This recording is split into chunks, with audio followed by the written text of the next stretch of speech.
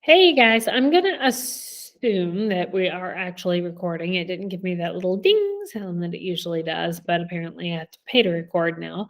I just spent a really long time recording a very long lesson on QuickTime and then accidentally deleted it. So you're gonna get a real quick lesson. But hopefully it will be very thorough. I'll be switching back and forth between a lot of different things. So sorry. But that's just kind of the way it is. Okay. So today, what we started out with, let me put myself at a little bit of a smaller thing here. I'm gonna go ahead and go to presentation mode so that you guys can see my screen. Da, da, da. Yes, yes, yes, yes, yes, yes. I know there's an infinity window. I wish it was an infinity gauntlet. Then I could stop all the COVID. Sorry, that was just my little um, story there. Okay, so wait, no, are you giving me, no, let me present. Come on. Okay. No, I just want to pin myself to the screen, which sounds like a fun party game, but it wouldn't be. Okay, so today we started out just kind of with a brief review because you guys had a long weekend of global and local winds. We talked about local winds as being winds that blow over a very short distance and they're caused by uneven heating of the Earth's surface in a small area. So, like, beach winds versus mountain and valley winds, things like that. Like, those are the sorts of things. So, Google Classroom is always the place to go to start first. It's going to have any homework assignments, things like that up. So, always check here first and always check the notes because the notes, the first slide is always your bell work. And I have emailed this to most of you. I ask you to draw a diagram of either a land or sea breeze or a mountain and valley breeze. And on this diagram, explain the role of convection, of specific heat, and of oh yeah, I guess that's just it. The role of convection and specific heat on this breeze. So you're connecting these ideas. Specific heat is one that we kept missing. And you guys are really starting to get a better grasp of it now. And understanding how much convection like drives the world is super, super essential. So, I combined those things. And I do want you to give me like a good explanation, right? So it's not just diagramming. This person did a great job. I'm not gonna share names or invade privacy, but just showing off. They had everything kind of indicated as warmer or cooler. They indicated the role that land having either a lower or higher, I'm not going to give you the answer, specific heat had in creating this convection current. They linked it all together really well, and it was just a good job. So do that, snap a picture of it and email it to me. I did do this as a classwork grade, which is more than our bell work usually is, but I really want us to like be nailing these subjects. They've got to be more important to you so that you will take the time to learn them more. So that is step one. Step two, we looked at page, not that. Okay, maybe I lost it. We looked over page 278. There it is. And I added some things in here, and just really trying to hammer home the idea that when we're talking about global winds, we're talking about uneven heating of the Earth's entire surface. And so I did that, add that in. Part of the homework is check the annotations, read through this, make sure, if I highlighted something or like really give it attention, it's important. But we all went over that. So we started into global winds using a global winds diagram. Every class, except for I think first period, had this. So just going over it with you.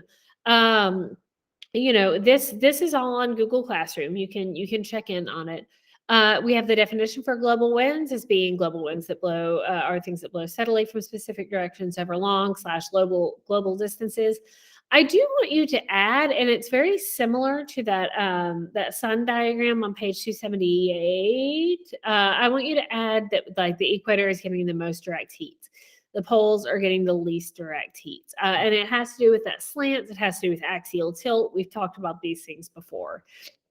I do want you to just add everywhere winds are named for origins because people get super confused. They'll be like, oh, it's a westerly. It blows to the west. No, westerlies blow from the west to the east.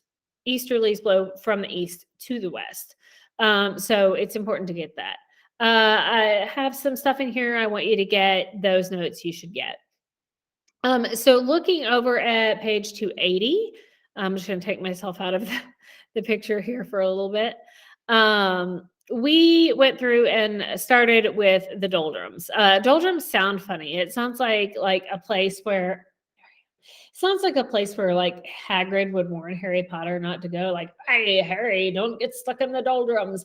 And actually, like to date, the doldrums are used colloquially, especially by people who are very into boating, to describe being in like a stuck and depressed place.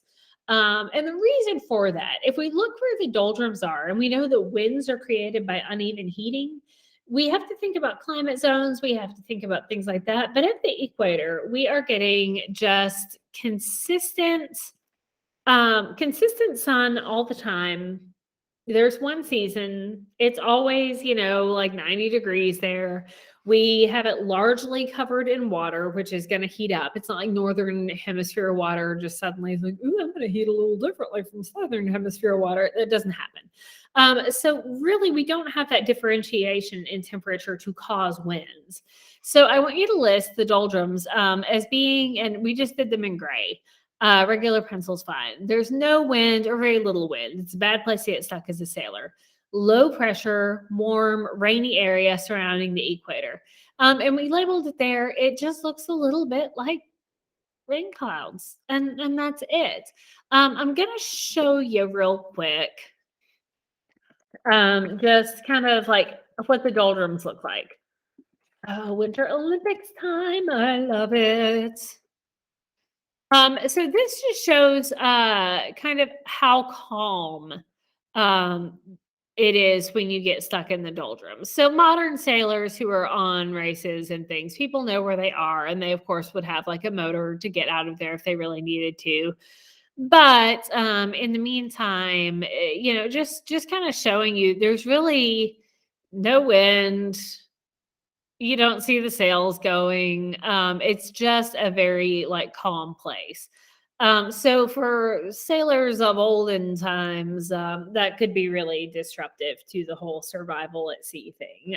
You get stuck there, and later we'll talk about the horse latitudes, and it's kind of funny, but it's real sad. Anyway. So we talked about the doldrums. We also got into prevailing westerlies, which are marked as D. And it tells us that these blow west to east, as I just said, away from the horse latitudes, and we're ignoring that part. So these are going to be found in 30 to 60 degrees north and south latitude. And I do want you to mark that these blow to the northeast in the northern hemisphere, and they blow to the southeast in the southern hemisphere. This has to do with the Coriolis effect. You want to watch those two videos. It's what causes wind and water to deflect and curve a certain way when it hits those points. Prevailing westerlies, when we go to clickbait.com here, are, I'm just kidding, it's the Weather Channel, but it's just gotten really goofy. Prevailing westerlies are big time weather makers for us. They are close to the ground. When we see clippers, when we see fast moving snowstorms, what we almost always see is even if they start in the Midwest, we will start to see these storms gradually move. Usually it's cold air pushed down by a jet stream, which we'll talk about. We see them go and move to the Northeast. And this is because of prevailing westerlies. So we got the prevailing westerlies in, put them in green. I used a little bit of a fancy green, but it was kind of by accident. I didn't have my glasses, and Anyway, I want those colored green. I want you to get caught up there. Watch any of the remaining videos. If you have any questions, please email me. If it is before 6 o'clock, I will probably get back to you. Afterwards, it's hit or miss. I'm usually having family time, and honestly, I'm asleep by like 8 o'clock. I'm not a I can't stay up late anymore, y'all. I just have like middle-aged mom life when I get home. So between the hours of 6 and 8, I'm busy making chicken tenders and whatever. So before that, I will be glad to get back to you.